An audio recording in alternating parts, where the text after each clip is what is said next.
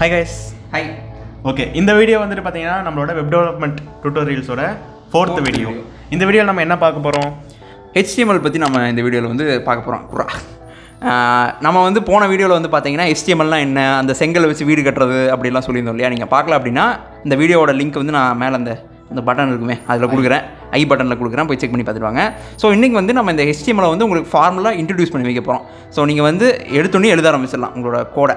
So எழுதுகிற மாதிரி உங்களுக்கு வந்து இன்றைக்கி பார்க்க போகிறோம்.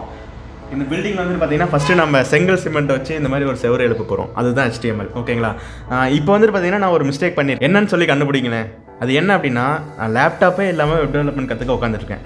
ரொம்ப தப்பு இல்லையா? அதனால் ஃபஸ்ட்டு ஓடி நினச்சிடாதீங்க, இது வந்து கலர் கோழி குஞ்சு மாதிரி இருக்குது. என்னென்னு பார்த்தீங்கன்னா இது லேப்டாப் தான், ஸ்டிக்கர் ஒட்டி வச்சிருக்கேன். அது வந்து அவன் நடத்துறதுக்கான லேப்டாப். நான் கற்றுக்கிறேன் இல்லையா? அப்போ என்கிட்டயே ஒரு லேப்டாப் இருக்கணும்ல. நீங்களும் லேப்டாப் எடுக்காமல் இருந்தீங்கன்னா ஓடி போய் எடுத்துகிட்டு வந்துருங்க. நானும் லேப்டாப் எடுத்துகிட்டு வந்துடுறேன். நான் லேப்டாப் எடுத்துகிட்டு வந்துட்டேன். ஓகே, இப்போ நம்ம ஸ்டார்ட் பண்ணிடுவோம். ஸ்டார்ட் பண்ணிடலாமா? பண்ணிடலாம். ஓகே, மாட்டிக்கிறேன். ஓகே கைஸ், இப்போ நம்ம வந்து HTML கோடை வந்து எழுத ஆரம்பிச்சிடலாம். ஸோ இப்போ அந்த எழுதுறதுக்கு வந்து பார்த்தீங்கன்னா ஒரு இடத்துல போய் நம்ம எழுதணும். ஸோ அதை எங்கே எழுத போகிறோம் அப்படின்னா VS கோட் அப்படிங்கிற ஒரு டெக்ஸ்ட் எடிட்டரில் நம்ம எழுத போகிறோம். ஸோ உங்களுக்கு ஏதாவது பிடிச்ச டெக்ஸ்ட் எடிட்டர் இருக்கலாம். ஸோ விண்டோஸில் வந்து நோட் பேட் இருக்கும், அப்புறம் வேறு ஏதாவது இருக்கும். VS கோட் வந்துட்டு எப்படி இன்ஸ்டால் பண்ணணும்னு சொல்லி போன வீடியோவில் பார்த்துருந்தோம். அதையும் நீங்கள் பார்க்கணும், செக் பண்ணி பார்த்துருங்க. இங்கே அந்த வீடியோவோட நீங்கள் VS கோட் இன்ஸ்டால் பண்ணணும் அப்படின்னு நினச்சிங்கன்னா. ஸோ இப்போ நம்ம VS கோடில் தான் இந்த வெப் டெவலப்மெண்ட் சீரிஸ் எல்லாத்தையும் வந்து கண்டினியூ பண்ண போகிறோம். ஓகே, நம்ம ஒரு ஃபோல்டர் ஒன்று க்ரியேட் பண்ணிவிட்டு ஆரம்பிச்சிடலாம். ஃபஸ்ட்டு வந்து எப்பவும் போல் ஒரு ஃபோல்டர் க்ரியேட் பண்ணணும். எங்கே டெஸ்க்டாப்பில் க்ரியேட் பண்ணிடலாமா? எப்படி க்ரியேட் பண்ணணும்? இப்படி ரைட் கிளிக் பண்ணி ஓகே ஓகே ஃபோல்டர். நான் வந்து வெப் டெவ் டியூட்டோரியல் ஓகே ஓகே, இப்படி ஒரு ஃபோல்டர் ஃபஸ்ட்டு நம்ம க்ரியேட் பண்ணிட்டோம். நானும் பண்ணிட்டேன், நீங்களும் பண்ணியிருப்பீங்க. நெக்ஸ்ட் வந்து நம்மளோட VS கோடை வந்து ஓப்பன் பண்ணிடுங்க. இல்லை உங்களோட டெக்ஸ்ட் எடிட்டர் அதில் வந்து இந்த ஃபோல்டரை வந்து நீங்கள் ஓப்பன் பண்ணணும். ஸோ VS கோடில் எப்படி ஓப்பன் பண்ணணும் அப்படின்னா, இங்கே ஃபைல் போயிட்டிங்கன்னா இங்கே வந்து ஓப்பன் ஃபோல்டர் அப்படின்னு சொல்லிட்டு காமிக்கும். ஸோ கொடுத்துட்டு டெஸ்க்டாப்பில் போய் வெப் டியூட்டோரியல். ஓகே கைஸ், இப்போ நம்ம வந்து நம்மளோட வெப் டெவலப்மெண்ட் டியூட்டோரியல் ஃபோல்டரில் இருக்கோம். ஸோ இதில் வந்து பார்த்திங்கன்னா இப்படி தான் இருக்கும். VS கோடில் இப்போ நீங்கள் இந்த பேர் மேலே அப்படியே போய் ஹவர் பண்ணிங்க அப்படின்னா மவுஸை இந்த மாதிரி ஒரு பட்டன் காமிக்கும். ஸோ இதை கொடுத்தீங்கன்னா ஒரு நியூ ஃபைல் ஒன்று க்ரியேட் பண்ணலாம். இப்போ நம்ம வந்து பார்த்திங்கன்னா ஒரு HTML ஃபைல் வந்து க்ரியேட் பண்ண போகிறோம். ஸோ அதை எப்படி க்ரியேட் பண்ணுறதுன்னு பார்க்கலாம். உங்களுக்கு ஒரு பிடிச்ச நேம் ஏதாவது ஒன்று வச்சுக்கோங்க. நான் வந்து இண்டெக்ஸ் அப்படின்னு சொல்லிட்டு வைக்கிறேன். ஏன் ஸ்பெசிஃபிக்காக அதை வைக்கிறேங்கிறத அப்புறம் சொல்கிறேன். ஆனால் டாட் அதுக்கப்புறம் வரது தான் ரொம்ப முக்கியமானது. உங்களுக்கு பிடிச்ச பேர்லாம் அங்கே வைக்கக்கூடாது, HTML தான் வைக்கணும். அப்போ தான் வந்து அந்த ப்ரௌசர் வந்து இது நம்மளோட HTML ஃபைலு, இதை வந்து நம்ம எக்ஸிக்யூட் பண்ணுவோம் அப்படின்னு சொல்லிட்டு அதுக்கு தெரியும். ஸோ அதுக்காக தான் .htmlங்கிறது முக்கியம். என்டர் கொடுத்துருங்க. ஸோ இப்படி ஓப்பன் ஆகிடும். .htmlனே சொல்லிட்டு நீங்கள் ஃபோல்டரில் போடாமல் அப்புறம் எனக்கு வெப்சைட் வரலான்னு சொல்லி நீங்கள் சொன்னீங்க அப்படின்னா தவறு மானிட்டா. சரி ஓகே, இப்போ நம்ம வந்து ஜஸ்ட் ஏதாவது ஒன்று டைப் பண்ணுவோமே. ஹலோ அப்படின்னு சொல்லிட்டு டைப் பண்ணிவிட்டு Ctrl+S கொடுத்துருங்க. சேவ் பண்ணணும். அதாவது சேவ் பண்ணிட்டியா? சேவ் பண்ணிட்டேன். இப்போ நீங்கள் என்ன பண்ண போகிறீங்க அப்படின்னா, அதே வெப் டெவலப்மெண்ட் டியூட்டோரியல் ஃபோல்டருக்குள்ளே போயிட்டு அதை வந்து ஓப்பன் பண்ணிடுங்க. ஐயோ ஓகே, ஏன்னா நோட் பேடில் ஓப்பன் ஆகுது. ஸோ அந்த மாதிரி உங்களுக்கு ஏதாவது ஒன்று செஞ்சு வச்சுருந்தீங்க அப்படின்னா ஓப்பன் வித் அப்படின்னு சொல்லிட்டு ஒரு ஆப்ஷன் இருக்குது பார்த்தீங்களா? அதை கொடுத்துட்டு கூகுள் குரோம், அதாவது ப்ரௌசர் வேணும்னு சொல்லியிருந்தோம் இல்லையா அந்த வெப் டெவலப்மெண்ட் சீரிஸ்க்கு. ஸோ உங்களுக்கு பிடிச்ச ப்ரௌசரை வந்து நீங்கள் யூஸ் பண்ணிக்கலாம். நான் கூகுள் குரோம் யூஸ் பண்ண போகிறேன். இங்கே பார்த்தீங்களா? அது உங்கள் இஷ்டம்பா. இங்கே பார்த்தீங்கன்னா ஹலோ அப்படின்னு சொல்லிட்டு இங்கே ஒன்று தெரியுது பார்த்தீங்களா? எங்கேருந்து வந்துது? இப்போ தான் நம்ம எழுதணும், ஞாபகம் இருக்கா? ஹலோ அப்படின்னு சொல்லிட்டு. ஸோ இதுதான் வந்து இங்கே நம்ம என்ன எழுதினாலும் அப்படியே அங்கே வரும் பாருங்க. என்னடா அது? லினக்ஸில் இருக்க ஞாபகம். ரீலோட் பண்ணோம். அதாவது நீங்கள் சேவ் பண்ணிவிட்டு இங்கே வந்து பேஜை ரீலோட் பண்ணால் தான் நீங்கள் என்ன சேஞ்சஸ் பண்ணியிருக்கீங்களோ அது வந்து இங்கே எக்ஸிக்யூட் ஆகும். சேவ் பண்ணால் தான் வரும், மறந்துடாதீங்க. சேவ் பண்ணும், ரீலோட் பண்ணும். ஸோ பார்த்தீங்கன்னா இங்கே வந்து நம்ம என்னென்ன பண்ணியிருக்கோமோ அதெல்லாம் வந்து அப்படியே காமிக்குது. சேவ் பண்ணுறதுக்கு சோம்பேறித்தனமாக இருந்தீங்க அப்படின்னா ஃபைலில் போயிட்டு ஆட்டோ சேவ்னு ஒரு ஆப்ஷன் இருக்கும், அதை ஆன் பண்ணிச்சுங்க. ஸோ அதாவது இங்கே பார்த்தீங்கன்னா இதை தான் அவன் சொல்கிறான். ஃபைலில் போயிட்டீங்க அப்படின்னா ஆட்டோ சேவ் அப்படின்னு சொல்லிட்டு ஒரு ஆப்ஷன் இருக்குது பார்த்தீங்களா? அதெல்லாம் VS கோடில் நீங்கள் வேறு ஏதாவது டெக்ஸ்ட் யூஸ் பண்ணிங்கன்னா அது எனக்கு எப்படின்னு தெரியாது. ஸோ ஆட்டோ சேவ் அப்படிங்கிறது வந்து கிளிக் பண்ணிட்டீங்க அப்படின்னா ஆட்டோமேட்டிக்காக அதுவே சேவ் ஆயிரும். நீங்கள் ஜஸ்ட்டு போய் அதை ரீலோட் பண்ணால் போதும் பேஜை. ஓகே, இதுக்கப்புறம் நம்ம காமெடி பண்ணாமல் சீரியஸாக கண்டென்ட்டுக்குள்ளே இறங்க போகிறோம். கண்டிப்பாக. ஓகே, இப்போ நம்ம வந்து சும்மா எழுதுகிறோம். எதாவது எழுதியில் வந்து அது அப்படியே தான் வருது. ஸோ ரீலோட் பண்ணிங்க அப்படின்னா அப்படியே வருது. இப்போ எனக்கு வந்து சில டெக்ஸ்டெல்லாம் வந்து பார்த்தீங்கன்னா எனக்கு வந்து போல்டாக தெரியணும், இல்லை இட்டாலிசைஸ் தான் தெரியணும் அப்படின்னா நீங்கள் என்ன பண்ணுவீங்க? ஸோ அதுதான் இங்கே வந்து பார்த்தீங்கன்னா HTML டேக்ஸ் அப்படின்னு சொல்கிறது ஒரு இது வரும். ஓகேவா? HTML டேக் அப்படின்னு சொல்லுவாங்க. ஸோ அதை என்னென்னு பார்த்துடலாம். இப்போ நான் வந்து போல்டு டேக் அப்படின்னு சொல்லிட்டு ஒன்று இருக்குது, அதை நான் வந்து உங்களுக்கு இன்ட்ரடியூஸ் பண்ணி வைக்க போகிறேன். உனக்கும் தான். ஓகே, நீங்கள் ஜஸ்ட் VS கோடில் பி அப்படின்னு சொல்லிட்டு டைப் பண்ணிங்கனாவே இந்த மாதிரி ஒரு சஜஷன்ஸ் காமிக்கும். ஸோ ஃபஸ்ட்டு இது பீன் அப்படின்னு கொடுத்துட்டிங்கன்னா இந்த மாதிரி 2 BB அப்படின்னு சொல்லிட்டு ஒன்று வந்திருக்கும். இங்கே இதுதான் பார்த்தீங்கன்னா டேக்ஸ் அப்படின்னு சொல்லுவாங்க. ஸோ சில டேக்லாம் வந்து பார்த்தீங்கன்னா க்ளோஸ் பண்ணுற மாதிரி இருக்கும். அதாவது இது பேர் வந்து ஓப்பனிங் டேக்கு, இது பேர் க்ளோசிங் டேக்கு. ஏன்னா வந்து இங்கே ஒரு ஸ்லாஷ் போட்டிருக்கு பார்த்தீங்களா. ஸோ இது வந்து ஓப்பன் பண்ணி க்ளோஸ் பண்ணணும். இதுக்கு நடுவில் நம்ம என்னத்தை எழுதினாலும் அது வந்து போல்டாக தெரியும். பார்த்தீங்களா, போல்டாக மாறிடுச்சு.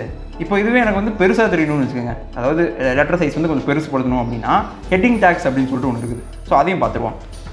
இப்போ நான் கீழே வந்து ஹெச், அது பேர் ஹெச், சில நம்பர்ஸ்லாம் இருக்கும். இப்போ நான் H1ன்னு கொடுக்குறேன், என்ன இதுன்னு பார்க்கலாம். H1 கொடுத்துட்டு என்டர் கொடுக்குறேன். ஸோ இதுக்குள்ளே தி லெசன் அப்படின்னு சொல்லிட்டு ஒன்று டைப் பண்ணிவிட்டு இங்கே ரீலோட் பண்ணுங்கள். பார்த்தீங்களா, கொஞ்சம் பெருசாக தெரியுது அண்ட் தென் போல்டாகவும் தெரியுது. ஸோ இதுதான் வந்து H1 டேக்கு. நான் H20 ட்ரை பண்ணி பார்க்குறேன். H20யா? ட்ரை பண்ணி எதுவுமே வரல. H6 வரைக்கும் தான் இருக்குது. அதாவது H1ன்னு இருக்குது, H2 இருக்குது, H3 இருக்குது, H6 வரைக்கும் தான் அந்த மாதிரி இருக்குது. ஸோ இங்கே பார்த்தீங்கன்னா H2 போட்டால் என்ன ஆகும்னு நினைக்கிறீங்க? பெருசாகும். அப்படியா, பார்க்கலாமா? இப்போ நான் வந்து என்ன பண்ண போகிறேன் அப்படின்னா இதை அப்படியே வந்து H2ன்னு மாற்ற போகிறேன். 2 பக்கமும் மாற்றணும். ஒரு பக்கம் H1, ஒரு பக்கம் H2லாம் இருக்கக்கூடாது. ஸோ கண்ட்ரோல் சேவ் பண்ணிடுங்க. என்னது இது சின்னதாகிடுச்சு? ஆமாம், H1 தான் பார்த்தீங்கன்னா பெருசு. ஸோ H2, H3ன்னு போக போக போக போக லெட்டர்ஸோட சைஸ் வந்து கம்மியாகிட்டே வரும். ஸோ இதுதான் வந்து ஹெட்டிங் டேக். ஸோ ஹெட்டிங் டேக்கு நான் வந்து இன்ட்ரடியூஸ் பண்ணி வச்சிட்டேன். நெக்ஸ்ட் ஏதாச்சும் ஒரு டேக் நம்மளை வந்து இன்ட்ரடியூஸ் பண்ணலாம். ஸோ இந்த மாதிரி பார்த்தீங்கன்னா டேக்ஸ் வந்து HTML-ல 100 கணக்கில் இருக்குது. எல்லாத்தையும் வந்து நம்ம சொல்லிட்டு இருக்க முடியாது இல்லையா? அதாவது இப்போ இனிமேல் HTML இன்ட்ரடியூஸ் பண்ணாங்க அப்படின்னா, அதாவது புது வெர்ஷன் ரிலீஸ் பண்ணாங்க அப்படின்னா சில டேக்ஸ் வந்து அவங்க இன்ட்ரடியூஸ் பண்ணலாம். இதெல்லாம் நான் எங்கே போய் தெரிஞ்சுக்கிறது அப்படின்னு நீங்கள் கேட்கலாம். ஸோ அதுக்கு தான் நமக்கு வந்து கைவசமாக ஒரு வெப்சைட் இருக்குது. ஸோ செக் பண்ணி பார்த்தலாம் வாங்க. ஸோ இந்த வெப்சைட் பேர் என்னென்னு பார்த்தீங்கன்னா devdocs.io. நான் வெப்சைட் லிங்க் வந்து டிஸ்கிரிப்ஷனில் கொடுத்துருக்கேன். இங்கே பார்த்தீங்கன்னா சைடில் வந்து இது HTML-க்கு மட்டும் கிடையாது. நீங்கள் வந்து CSS, ஜாவா ஸ்கிரிப்ட்டு, எல்லா ப்ரோக்ராமிங் லாங்குவேஜும் இதில் இருக்கும். அது எனக்கு தெரியல. மேக்ஸிமம் ஃப்ரேம் ஒர்க்ஸ் எல்லாமே இருக்கும் இதில். நான் நல்லா இருந்துச்சு, அதனால தான் வந்து ரெக்கமெண்ட் பண்ணுறேன். ஸோ இதில் வந்து நம்ம வந்து HTML, இப்போ HTML படிச்சிருக்கிறதுனால இந்த HTML வந்து நம்ம ஓப்பன் பண்ணுவோம் இந்த இதை. ஸோ ஓப்பன் பண்ணிங்கன்னா எலமெண்ட்ஸ் அப்படின்னு சொல்லிட்டு ஒன்று இருக்கும். எலமெண்ட்ஸ் ஓப்பன் பண்ணிங்கன்னா இப்போ நம்ம பார்த்த டேக்ஸ் எல்லாமே இங்கே தான் இருக்கும். அப்படியே கீழே வந்து பார்த்தீங்கன்னா இங்கே பார்த்தீங்கன்னா ஃபஸ்ட் இதே A அப்படின்னு சொல்லிட்டு ஒரு டேக் இருக்குது, ஆங்கர் டேக்கு. ஸோ இதெல்லாம் என்ன டேக் அப்படிங்கிறத வந்து அடுத்தடுத்து பார்ப்போம். நெக்ஸ்ட் வந்து அப்படியே கீழே போயிட்டே இருந்தீங்கன்னா இங்கே பார்த்தீங்களா, இங்கே பார்த்த மாதிரியே இருக்குது H1 டேக். இப்போ நம்ம போட்டு காமிச்சது. ஸோ அதுக்கு ஒரு எக்ஸாம்பிளும் போட்டு நமக்கு வந்து தெளிவாக கொடுத்துருக்காங்க. உங்களுக்கு வந்து ஏதாவது ரெஃபர் பண்ணணும்னு நினச்சிங்கன்னா இந்த வெப்சைட்டில் போய் நீங்கள் வந்து ரெஃபர் பண்ணிக்கலாம்.